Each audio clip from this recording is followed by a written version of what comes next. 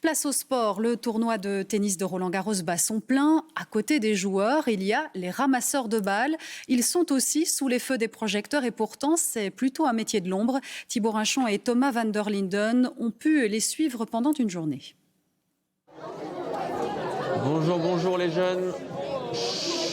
À Roland-Garros, il est 10h, l'heure du début de journée des ramasseurs de balles. Tout commence par un briefing général pour ces enfants de 12 à 16 ans, triés sur le volet au terme d'une sélection particulièrement dure. Seuls 280 ont été retenus sur plus de 5000 candidatures.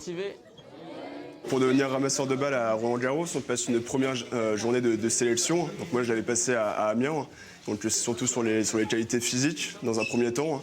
Et si on a la chance d'être sélectionné pour cette première journée, après il y a un stage de 4 jours et demi. Dans mon entourage, j'avais des gens qui ont essayé les sélections. Et du coup, j'ai voulu essayer. Je les ai fait 3 fois et la 3e année, j'ai réussi. Après les consignes, place à une séance d'échauffement. Comme les joueurs, les ramasseurs doivent se préparer histoire d'éviter des blessures qui pourraient compromettre la suite de leur tournoi. Une fois l'échauffement fini, direction les cours. Dans les travées, la pression monte doucement. Il faut qu'on gère très bien. Surtout que le cours il est télévisé, donc encore un peu plus de pression. Mais c'est quand même un beau jour. Ouais, bien sûr. Une fois sur le cours, et malgré la présence de leurs idoles à proximité d'eux, comme par exemple l'Allemand Alexander Zverev, le stress doit laisser place à la concentration, car le job des ramasseurs de balles est extrêmement précis, presque chorégraphié. On a beaucoup de consignes, on a des consignes sur tous les cas de figure de ce qui peut se passer. Par exemple, quand il y a jeu, on doit se placer à un certain endroit. Puis au changement de balle, il y a 2 cas de figure et voilà. Le plus important, c'est de se montrer discret tout en faisant bien son travail.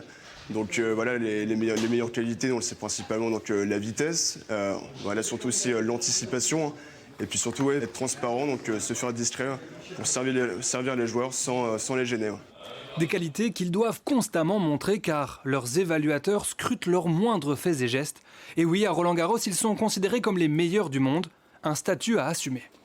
Tu t'es précipité pour faire ton roulé et on pensait comme ça. Après le match, place au débrief, tout aussi important que la prestation, histoire de pouvoir s'améliorer et rester plus longtemps dans le tournoi. Car comme les joueurs, les moins bons s'en iront avant la 2e semaine, mais tous ne rêvent que d'une seule chose. Mon rêve, ce serait de ramasser Nadal. De ramasser les finales et Nadal. Ramasser les balles de Nadal ou en finale, voilà le Graal de ces jeunes fans de tennis qui vivent leur passion en étant au service de leurs idoles.